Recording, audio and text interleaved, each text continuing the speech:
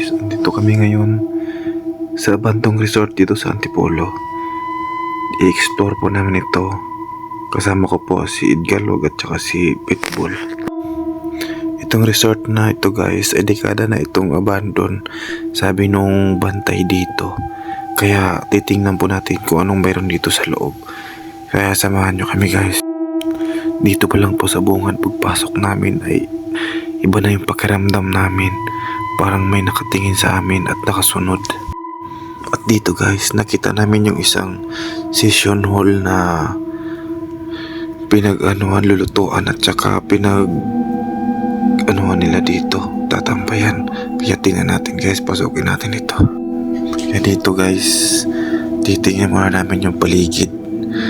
Kasi nahanap namin yung entrance nito. Yung entrance kasi nito nasa dulo, sa likod pa. Kaya iikot pa kami dito.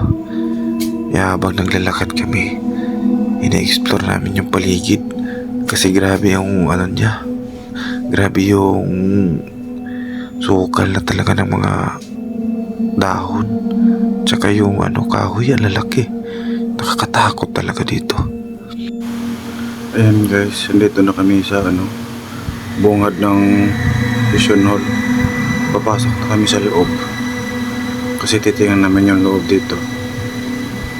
Dito pa lang guys, makikita mo talaga yung paligid.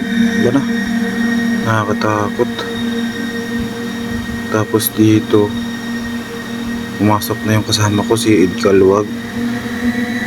Ayan, pagpasok mo nito, makikita mo yung mga gamit nila. Sa labas, nakatambak. Ayan guys, sumunod na rin si Pitbull. Ayan, sa huli ako guys, pasok na rin. Tapos dito, tinignan namin yung CR.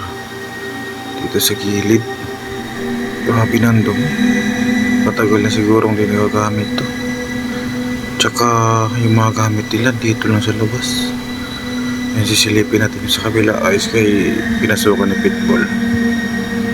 Ayan, ito pagpasok pa lang nito guys, may mga lutuan na. Dito yung lutuan nila dati. Hindi na talaga nagagamit to kasi dumi na. Tapos may pa dyan, kaunting yan, yung ilalim nila ang dumi. Tapos masukal, daming gamit. Tapos dito guys, titingnan namin yung likod. Palabas na kami dito, papunta kami sa kabila. Yung kabilang building.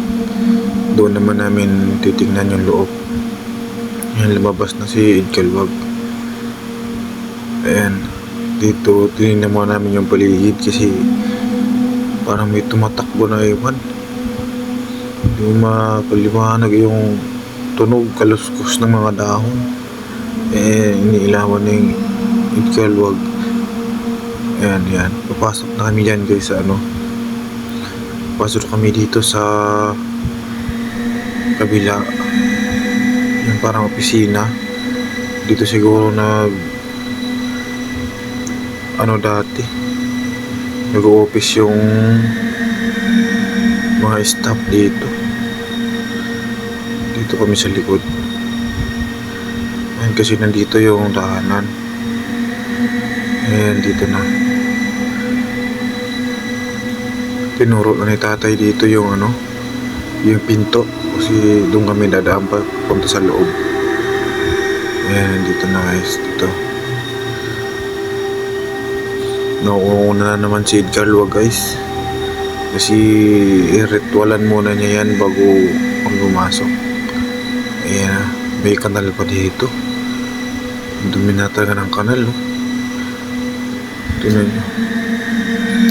Ayan guys, nandito na kami sa pinto. Tapos papasok na kami dyan sa loob. Ayan. Sa pagtingin namin dito guys, may harang yung